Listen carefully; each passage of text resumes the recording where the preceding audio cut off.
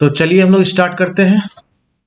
आज हमारा ये पार्ट 2 रहेगा। ऐसे ही हम लोग कई सारा 6 to 7 पार्ट्स में इसको डिवाइड किए हैं और बारी बारी से इसको हम लोग करते जाएंगे। ठीक है भाई, आज का सेशन पूरी तरह से प्रैक्टिस सेशन होगा क्योंकि पॉलीगन के बारे में ब्रीफ डिस्क्रिप्शन जो है हम लोग पहले ही ले चुके हैं, देख चुके हैं। ठीक है,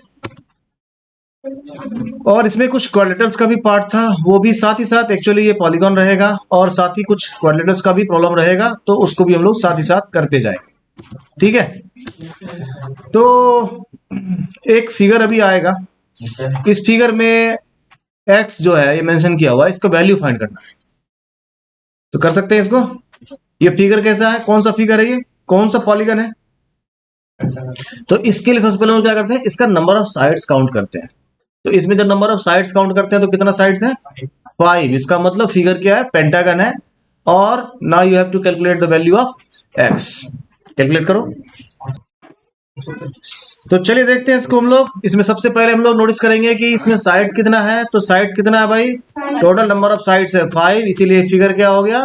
पेंटागन हो गया।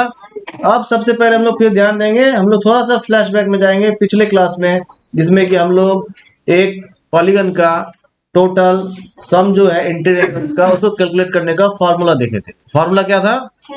n-2 into 180। नाइस। तो अब इसमें कितना हो जाएगा सम ऑफ एंगल्स? क्योंकि 5 है n, तो 5 माइनस 2 इंटू 180 होने वाला है, यानी कितना हो जाएगा? 540। यहां तक किसी को कोई परेशानी है क्या? बहुत अच्छे। यानी किसी भी पेंटागन का सम ऑफ एंगल्स बोले तो सम ऑफ इंटीरियर एंगल्स कितना हो जाएगा? 540 हो जाएगा। और ये क्यों हो जाएगा, समझ में आ गया? बहुत अच्छे। यानी इसका पूरा सम ऑफ एंगल्स कितना होना है? 540। ठीक है, बहुत अच्छे। ये एंगल कितना होगा? ये पूरा 180 है और ये 70, ये कितना हो जाएगा? 110। ये 60 है और ये पूरा 180 है, ये कितना हो जाएगा? 120। नाइस। अब निकल जाएगा क्या? निकल गया। बहुत अच्छे। तो चलिए हम लोग देखते हैं इसको बारी बारी से। ये क्या हो गया? पेंटागन हो गया, और पेंटागन का सम ऑफ एंगल्स कितना है? 540 है। ठीक है भाई, क्यों है इसको हम लोग देख चुके थे, इसी फार्मूला से है। किस फार्मूला से? Into 180, where n is the number of sides of a polygon. ठीक है भाई, तो पेंटागन का इंटर एंगल्स का सम कितना हो जाएगा? 540 हो जाएगा। सारा एंगल्स को जोड़िए और 540 लिखिए, है ना? तो ये 120 हो गया और ये 110 हो गया। ठीक है, कोई दिक्कत है क्या? बहुत अच्छे है। तो अब है 30 डिग्री, ये एंगल ले लो, फिर x ले लो, फिर 110 ले लो, 120 ले लो और x ले लो। सबको ऐड करके क्या लिखना है? 540। ठीक है, इक्वेशन को सॉल्व कर लेंगे और हमारा आंसर क्या होगा? इजीली आ जाएगा। इस तरह से क्या होगा? x का वैल्यू 140, यानी दोनों जो इक्वल एंगल है इसका वैल्यू कितना होने वाला है? 140 डिग्री। किसी को परेशानी है इसमें? बहुत इजी था। चलिए भाई हम लोग आते हैं नेक्स्ट प्रॉब्लम पर। Find the angle measure x in the following figure. देखो भाई, ये पेंटागन है। अगर इसमें तुम्हें कुछ अलग से स्पेसिफाई नहीं किया हुआ है तो तुम्हें समझ जाना है कि ये पेंटागन कैसा पेंटागन है? एक रेगुलर पेंटागन है। क्या समझना है?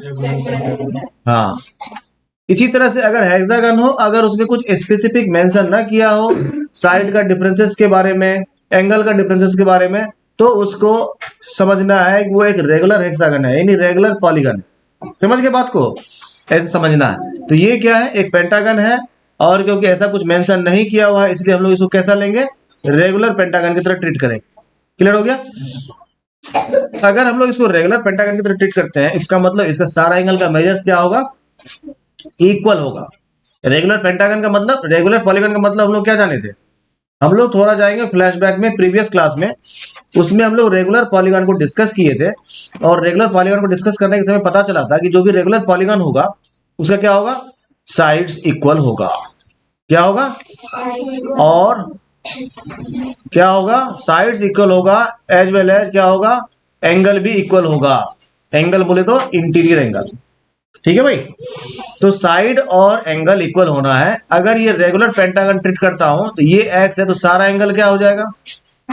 बहुत अच्छे। तो क्या इसका x का वैल्यू निकाल सकते हैं? निकाल सकते हैं। तो x x x ऐसा कितना हो जाएगा भाई? पेंटागन हो गया, sum of interior angles of a pentagon is 540, है ना। और इसका अगर रेगुलर पेंटागन है, अगर एक एंगल एक्स है तो रेस्ट एंगल कितना होगा, एक्स एक्स ही होना है। तो एक्स कितना टाइम्स है, 5 टाइम्स है, 5 टाइम्स एक्स इक्वल टू 540, यानी x equal to 540/5। In each angle measures 108 degree. किसी को परेशानी है इसमें, समझ लिया आसानी से। चलिए भाई नेक्स्ट प्रॉब्लम पर जाएं। चलिए we have next problem, find the value of x plus y plus z. ये एक ट्रायंगल है, चलो एज्यूम कर लो ट्रायंगल एबीसी है, ठीक है। ठीक है भाई, x y and z are the exterior angles of the triangle, then find the value of x plus y plus z. तो आइए इसका सॉल्यूशन डिस्कस करते हैं हम लोग।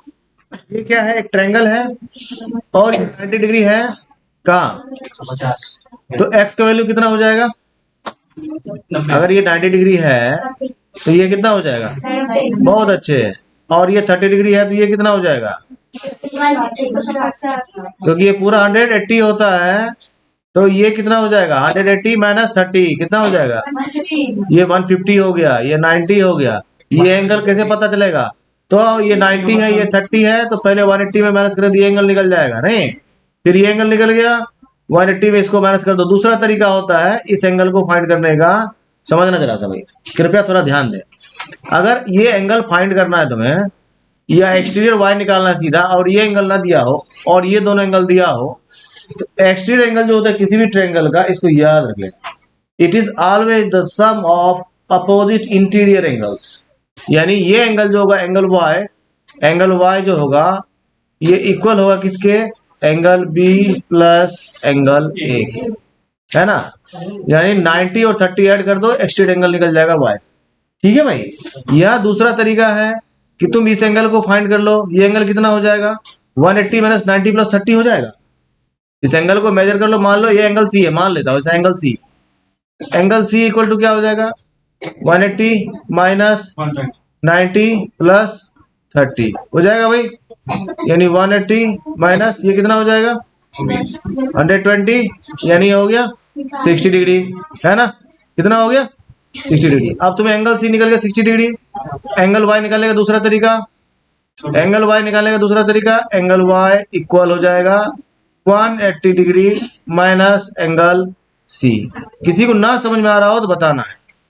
180 डिग्री माइनस एंगल सी का वैल्यू निकाला हूं 60 डिग्री, यानी हो गया 120 डिग्री। यहाँ पे 120 निकला, ठीक है। और 90 प्लस 30 है ना, इसका y इक्वल टू लिखा हो ना angle B plus angle A, तो angle B plus angle A कितना हो जाएगा 90 प्लस 30। या तो तुम ऐसे निकाल लो, exterior angle equal to sum of opposite interior angles, या नहीं find out the third angle of the triangle, then subtract the third angle from 180, है ना। इस तरह से भी तुम कैलकुलेट कर सकते हो, ठीक है भाई। तो चलिए हम लोग देखते हैं इसको फटाफट। तो सबसे पहले हम लोग कैलकुलेट करते हैं बारी बारी से, सॉरी इसको नाम रहने दो, है ना। चलिए भाई, तो x का वैल्यू निकल गया।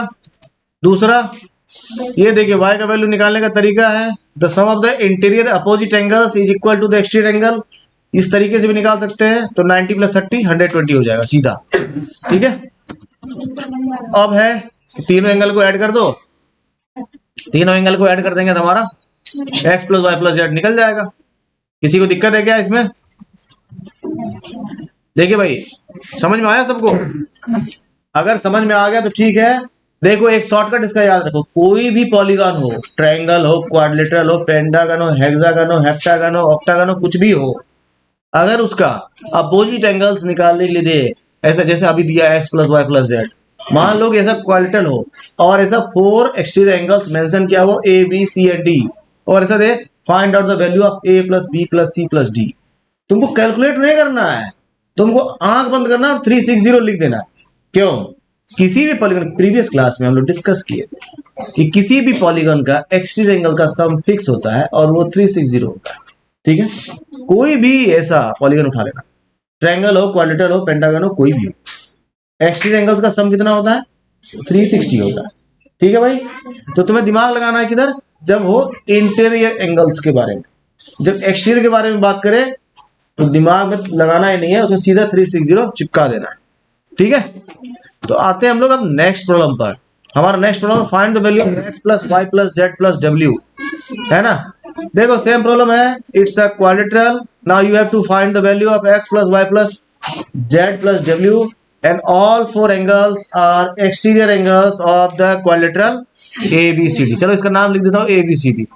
ठीक है, अगर इसका मैं तुम्हें कहूं कि नहीं, you have to answer in within 2 seconds, क्या आंसर हो जाएगा? 360 आंसर हो जाएगा, है ना। क्योंकि अब तुम्हें इतना दिमाग लगाने की जरूरत नहीं है, क्योंकि तुम्हें पता है भाई कोई सा भी पॉलीगॉन उठा के लाइए, सम ऑफ एक्सटीरियर एंगल्स कितना होगा? 360 ही होगा। लेकिन अगर के नहीं, find out the sum of the exterior angles by process, तो हम लोग उसको प्रोसेस से ही बनाएंगे, है ना। अब ध्यान देना, ये 120 है, ये 80 है, ये 60 है, इस एंगल का वैल्यू कितना हो जाएगा?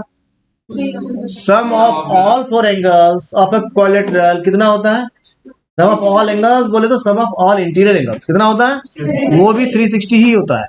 क्वाड्रिलेटरल केस में इंटीरियर एंगल्स का सम और एक्सटीरियर एंगल का सम इक्वल होता है और वो 360 होता है। तो इस केस में लोग क्या करेंगे, 360 माइनस 120 प्लस 80 प्लस 60 कर देंगे, हमको ये एंगल निकल जाएगा। जब ये एंगल निकल जाएगा तो we can easily find this angle. ठीक है भाई, and we can easily find this angle also by subtracting 120 from 180 and we can easily find out the value of y by subtracting angle 80 from 180 and we can easily find the value of z by subtracting 60 from 180। ठीक है भाई, तो बना कर दिखाओ फटाफट इसको। तो late us discuss the solution. तो इसमें साइड्स कितना है भाई? 4 साइड्स है। क्वाड्रिलेटरल हो गया, क्वाड्रिलेटरल का सम ऑफ इंटीरियर एंगल्स कितना होता है? 360 होता है। बहुत अच्छे।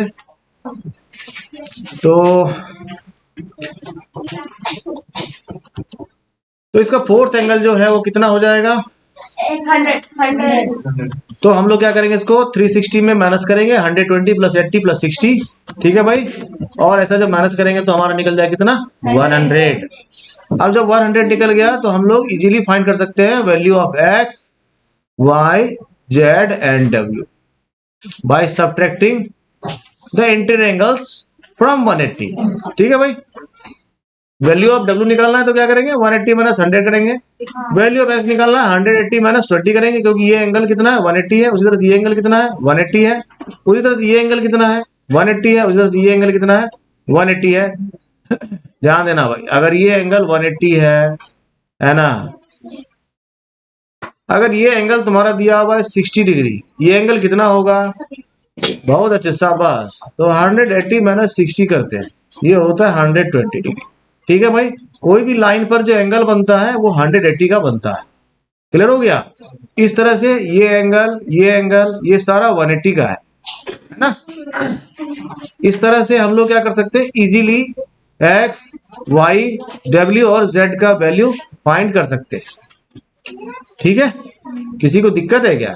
अगर दिक्कत नहीं है तो सवाल में कुछ बचा भी नहीं थे, है ना। सवाल का हो गया इस तरह से देहांत। ठीक है भाई, तो y का वैल्यू कितना निकल जाएगा? 100 होगा ना। 180 माइनस 80 कितना हो जाएगा? 100 हो जाएगा। फिर z का वैल्यू कितना हो जाएगा? 180 माइनस 60 कितना हो जाएगा? 120। उसी तरह से w का वैल्यू कितना हो जाएगा? 180 माइनस 100, ये कितना हो जाएगा? 80। सारे को जोड़ देंगे हम लोग। अब अगर हम लोग कैलकुलेट करते हैं x plus y plus z plus डब्ल्यू, तो ये कितना हो जाता है? 360। देखिए भाई, ये हुआ प्रोसेस। इतना प्रोसेस में अगर कोई ऐसा सिर्फ पूछ रहा है find out the value of x plus y plus z plus डब्ल्यू और मेंशन कर रहा है all four angles are the exterior angles of the quadrilateral, तो हम लोग इतना प्रोसेस में नहीं जाएंगे, हम लोग उसको सीधा बोलेंगे भाई साहब आंसर होगा 360। क्यों? क्योंकि किसी भी पॉलीगन का सम ऑफ एक्सटीरियर एंगल्स फिक्स होता है और वो होता है 360। ठीक है, नेक्स्ट चलिए भाई, the three angles of a quadrilateral are 76 degree, 54 degree and 108 degree. Find the measure of the fourth angle. निकालो। चलो let us discuss that quadrilateral is ABCD और इसमें 4 एंगल्स दिया हुआ है, कितना? 76, 54 and 108 degree. Find the value of D. Angle 4 निकालो। चलो इसको मान लिया x, find the value of x। बन गया भाई। बहुत ही इजी प्रॉब्लम था। ठीक है, इसके लिए सिर्फ एक जानकारी चाहिए था, सम of all four angles, all four interior angles of a quadrilateral is 360 degree. Three angles are given. Find the value of fourth angle. 360 minus sum of all three angles.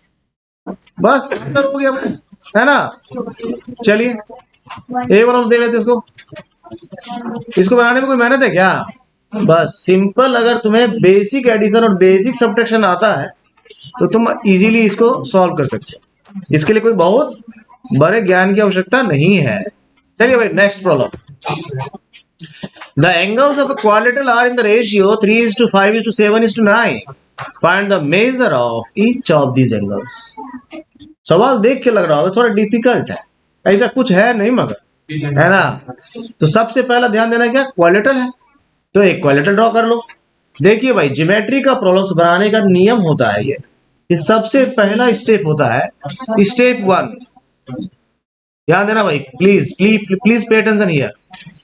Geometry का कोई भी प्रॉब्लम है उसको बनाने का सबसे पहला तरीका हो गया step 1। Follow the step 1। Step 1 क्या है? Read the problems multiple times. सवाल को इतना बार पढ़ो कि सवाल तुम्हारे ब्रेन में प्रिंटेड हो जाए। ठीक है। स्टेप 2 होता है इसका क्या? स्टेप 2 सवाल जो कह रहा है ना उसका डायग्रामेटिक रिप्रेजेंटेशन करो। जो भी कह रहा है ना उसको डायग्राम बनाओ उसका। अगर तुम ये दो काम कर लिए ना तो हो जाती है सवाल की ऐसी की तैसी, समझ गए। उसके बाद स्टेप 3, इस तरह का सवाल में बस तुमको एंगल सम प्रॉपर्टी लगाना और तो कुछ है नहीं, इसी पे सारा सवाल बनना है ना। तो बेस बस यहाँ पर ये दो स्टेप तुमको फॉलो करना है, उसके सवाल में बच नहीं जाएगा कुछ। ठीक है, समझ गए भाई। तो फटाफट बनाकर दिखाओ इसको। सवाल में क्या है? क्वाड्रिलेटरल है, क्वाड्रिल में है, 4 एंगल्स दिया हुआ है और इनका रेशियो दिया हुआ है एंगल की जगह पर। ठीक है भाई। तो फिर हम लोग एज्यूम करते हैं एक quadrilateral A B C and D. ठीक है भाई।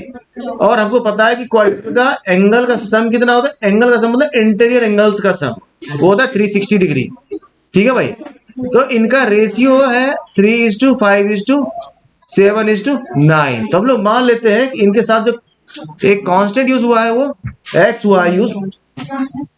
ठीक है भाई। तो इस तरह से एंगल का मेजर हो जाएगा 3x 5x 7x and 9x। अब इन सबको ऐड कर दो, इक्वल 360 कर दो, आंसर हो गया। नहीं, क्योंकि सम जो है वो 360 है। कोई दिक्कत है क्या भाई? इनको जब ऐड करेंगे तो 24x equal to 360, x equal to 360/24। तो x का वैल्यू निकला 15, x का वैल्यू 15 जो निकला, x हमारा आंसर नहीं हो गया। एंगल हमारा 3x है, ध्यान देना। एंगल हमारा क्या है? 3x है। तो एंगल क्या हो गया? इसीलिए हमारा 15 × 3 हो गया। दूसरा एंगल हमारा था 5x। ठीक है भाई, इंटू 5 कर देंगे। थर्ड एंगल था हमारा 7x इंटू 7 कर देंगे। एंड फोर्थ एंगल था हमारा 9x इंटू 9 कर देंगे। ठीक है, कोई दिक्कत है इसमें? चलिए भाई आगे बढ़ते हैं। Next problem quadrilateral. देखो भाई, अभी सारा प्रॉब्लम जो हम लोग कर रहे हैं क्वाड्रिलेटरल बेस्ड कर रहे हैं। ठीक है। Quadrilateral has 3 acute angles. अभी हम लोग थोड़ा सा रुकेंगे, थोड़ा सा जाएंगे एंगल पर। प्रीवियस क्लासेस में हम लोग एंगल्स के बारे में डिस्कस कर चुके हैं। एंगल जो है वो बेसिकली 3 टाइप्स का हम लोग डिस्कस करते हैं अभी। एक होता है जो 90 डिग्री से छोटा एंगल है ना, x डिग्री है मान लो। बेसिकली इसको हम लोग थीटा लिखते हैं। अगर थीटा का मेजर जो है वो ग्रेटर देन है किससे? 0 से, और लेसर देन है किससे? 90 से। तो इसको हम लोग क्या बोलते हैं? एक्यूट एंगल बोलते हैं। इसका मतलब एक्यूट एंगल अगर कहीं लिखा हुआ मिल जाए तो समझना है कि 0 डिग्री से बड़ा होगा और 90 डिग्री से छोटा होगा। ठीक है भाई। ऑब्ट्यूस होगा तो क्या होगा? 90 डिग्री से बड़ा होगा, 180 से छोटा होगा, और राइट एंगल जो होगा वो 90 डिग्री का एंगल होगा। ठीक है। चलिए भाई, बाकी एंगल को हम लोग बाद डिस्कस करेंगे। तो क्वाड्रिलेटरल हैज 3 एक्यूट एंगल्स। ध्यान देना है, 3 एक्यूट एंगल्स है, ईच मेजरिंग 75 डिग्री। अब दो चीज तुम्हें दिया। पहला, the polygon is a quadrilateral and all 3 angles are acute angle measures 75 degree. Find the measure of fourth angle. तो सबसे पहला काम क्या करेंगे? स्टेप 1 बताया था, read the problem multiple times ठीक है, सेकंड स्टेप क्या बताया था, इसका डायग्रामेटिक रिप्रेजेंटेशन करो। तो इसका सबसे पहले क्या करेंगे हम लोग, क्योंकि क्वाड्रिलेटरल है, चुपचाप एक क्वाड्रिलेटरल बना लेते हैं। Now we have a quadrilateral A B C and D. अब इसमें 3 एक्यूट एंगल्स लेते हैं हम लोग 75 डिग्री ईच। ठीक है, तो मान लो ये भी 75 डिग्री है, ये भी 75 डिग्री है और ये भी 75 डिग्री है। हालांकि क्वाड्रिलेटरल बना हुआ थोड़ा सा घटिया जैसा, क्योंकि ये एंगल 75 तो देख के भी नहीं लग रहा है, 90 से बड़ा तो ऐसे ही हो जाएगा। ठीक है भाई, लेकिन मान लेते हैं कि 75। ठीक है, अगर ऐसा कोई क्वाड्रिलेटरल बनाना हो तो अगर एक एंगल 75 है तो ऐसा हो जाएगा, दूसरा एंगल भी 75 लेना है तो ऐसा हो जाएगा, ये भी थोड़ा छोटा होना चाहिए, ये भी थोड़ा छोटा होना चाहिए और ये भी थोड़ा छोटा होना चाहिए। तो ऐसा टाइप का क्वाड्रिलेटरल बनेगा एक्चुअली में। ठीक है, जहां तुम्हें ये भी 75 हो जाए, ये भी 75 हो जाए और ये भी 75 हो जाए, उस जगह पे तुम्हें ये दिख रहा है ये ऑब्ट्यूस एंगल ही होगा, है ना। क्या होगा, ये ऑब्ट्यूस एंगल ही होगा।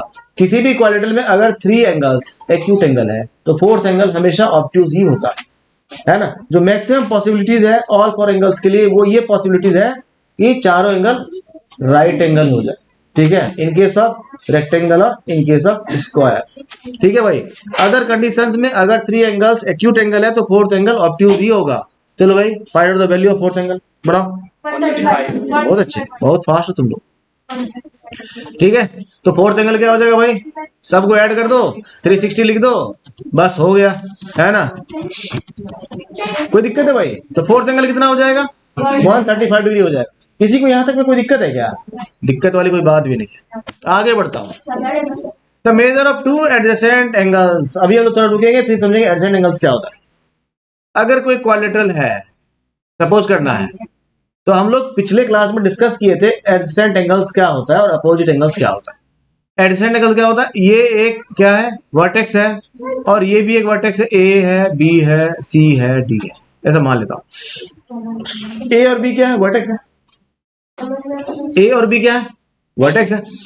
ऐसा वर्टेक्स जिसका कि नेबरिंग साइड कॉमन हो, ये और इसका ये, तो ये साइड क्या है, कॉमन साइड है किसका, इस वर्टेक्स का भी और इस वर्टेक्स का भी। ठीक है भाई, इस केस में ये एंगल और ये एंगल जो होगा ये एडजेसेंट एंगल होगा। ठीक है भाई, और ये एंगल क्या होगा, अपोजिट एंगल कहलाएगा।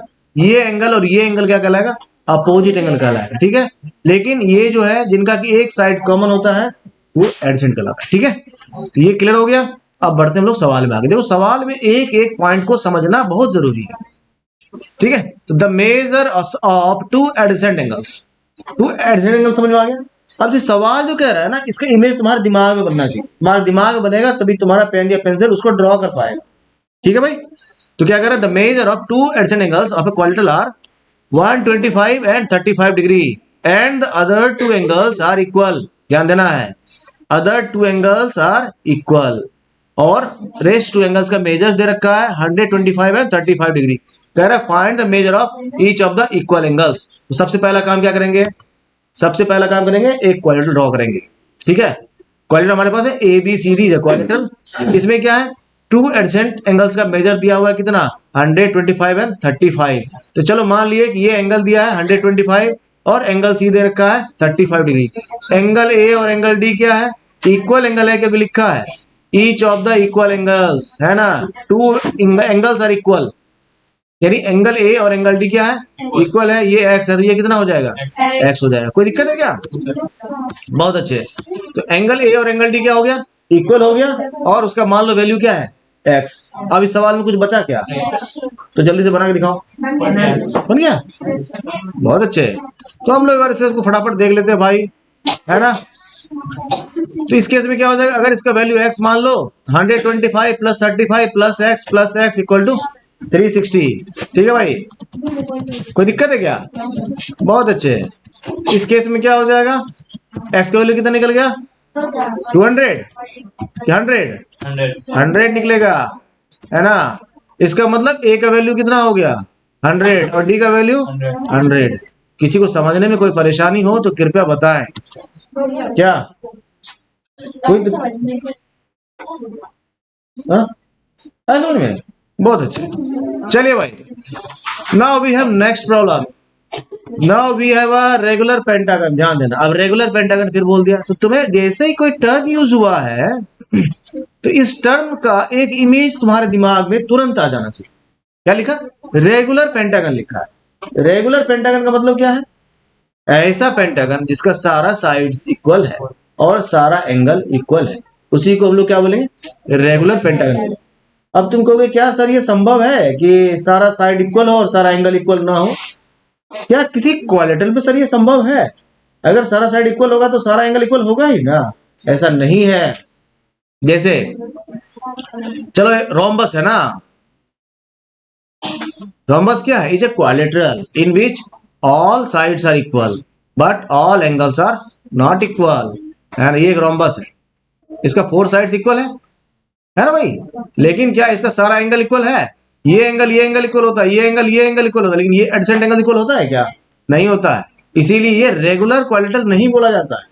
इसी तरह से तुम्हें ये दोनों कंडीशन को सेटिस्फाई करना पड़ेगा, सारा साइड्स भी इक्वल होना चाहिए और साथ ही साथ सारा एंगल्स भी इक्वल होना चाहिए। इसीलिए अगर कहीं भी रेगुलर पॉलीगॉन लिखा हुआ है या रेगुलर पेंटागन लिखा हुआ है, इसका मतलब सीधा समझना है कि उसका सारा साइड्स एज वेल एज सारा एंगल्स भी इक्वल है। If ABCDE is a regular pentagon, it means ABCDE has all equal sides and all equal angles. ठीक है भाई? तो देखते हैं भाई, सबसे पहले हम लोग क्या करते हैं, एक रेगुलर पेंटागन बना लेते हैं। अब क्या कह रहा है, ध्यान देना थोड़ा। अब कह रहा है द बाइसेक्टर। अब फिर ये टर्म आ गया बाइसेक्टर। बाइसेक्टर क्या होता है इसको समझना है फिर से।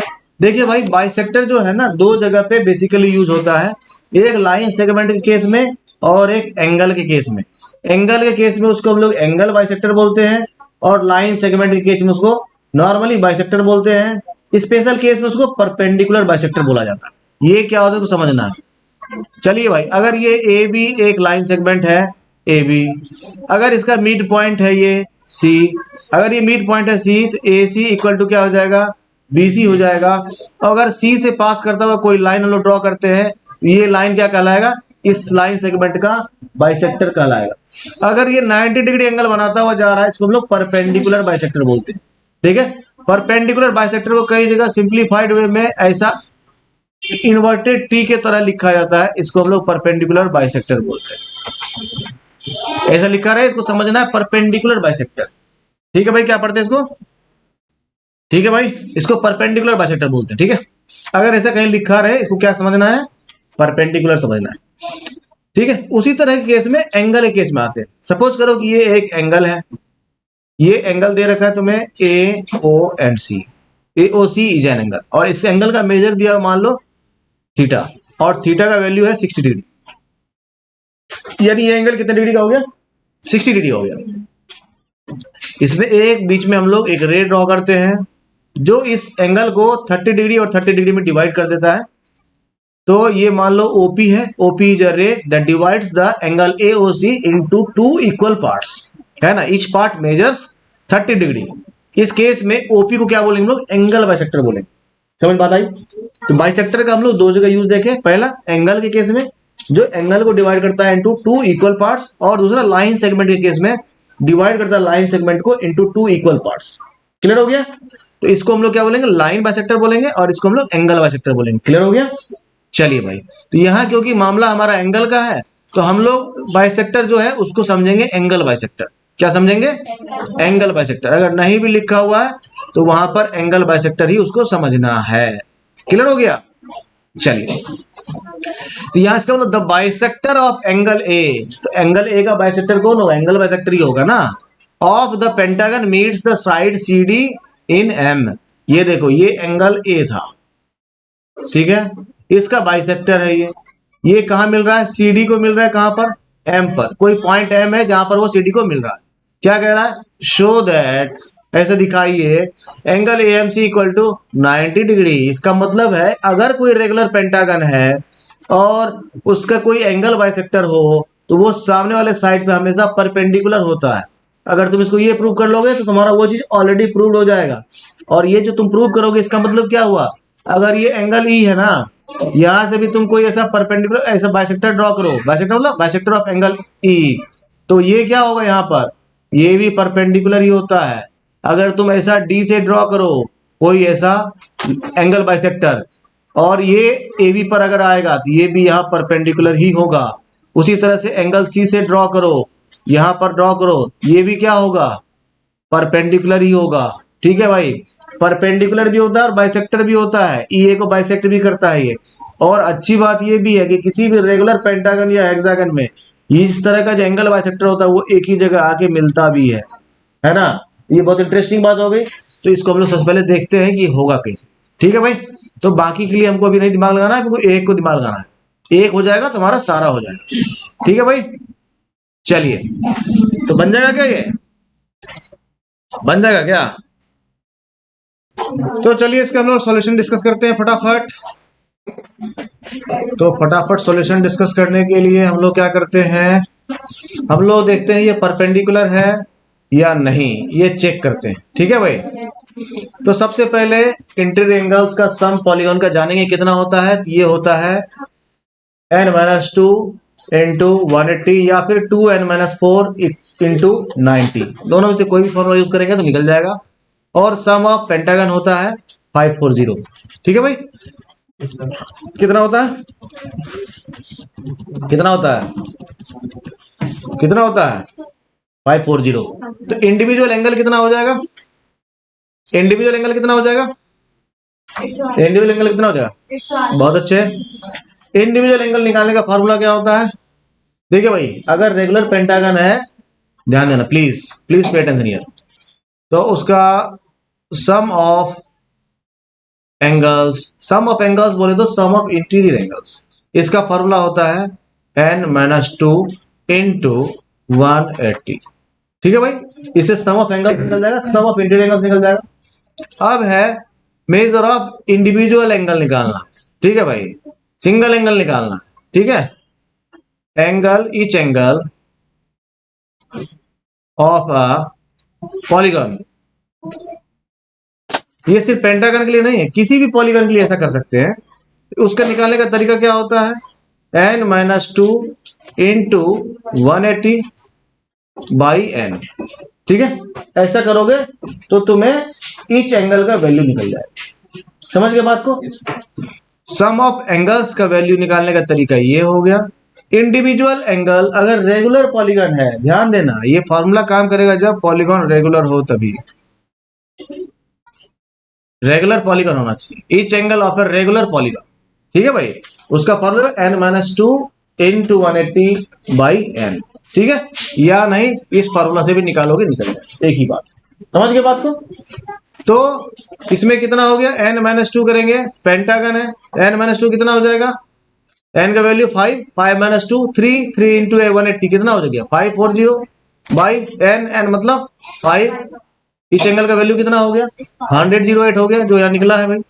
ठीक है, तो सारा एंगल का वैल्यू कितना हो गया 108 हो गया। इसको समझने में किसी को दिक्कत है क्या, बहुत अच्छे। अब एंगल ए क्या है, इसको बाइसेक्ट कर रहा है कौन, ए एम। अगर ए एम बाइसेक्टर है तो हाफ ऑफ एंगल ए कितना हो जाएगा, बहुत अच्छे, कितना हो जाएगा, बहुत अच्छे, तो 54 हो जाएगा। एंगल एम का वैल्यू निकल जाएगा क्या आप, क्योंकि अब जो है ए बी सी और एम जो है ये एक क्वाड्रिलेटरल है, इसका क्वाड्रिलेटरल का एंगल का सम कितना होता है 360 होता है। तो एम का वैल्यू निकल जाएगा अब आसानी से, सारा एंगल को जोड़ के 360 में माइनस कर दो, है ना क्या, तो कितना हो जाएगा, अब 90 डिग्री अगर हो गया ये, तो ये कितना होगा 90 होगा, क्योंकि ये पूरा 180 होता है, तो 180 में 90 दोनों साइड 90 निकलेगा। इसका मतलब क्या हुआ कि कोई भी ऐसा रेगुलर पेंटागन हो अगर और उसका एंगल बाइसेक्टर हो तो वो अपोजिट साइड पे हमेशा परपेंडिकुलर होगा, और परपेंडिकुलर बाइसेक्टर भी होता है, इसको ध्यान में रखना है। ठीक है भाई, आगे बढ़ो। चलिए, तो आज के क्लास में इतना ही, है ना। कुछ एक प्रॉब्लम्स को हम लोग डिस्कस करेंगे इसके बाद अगले क्लास में। ठीक है भाई।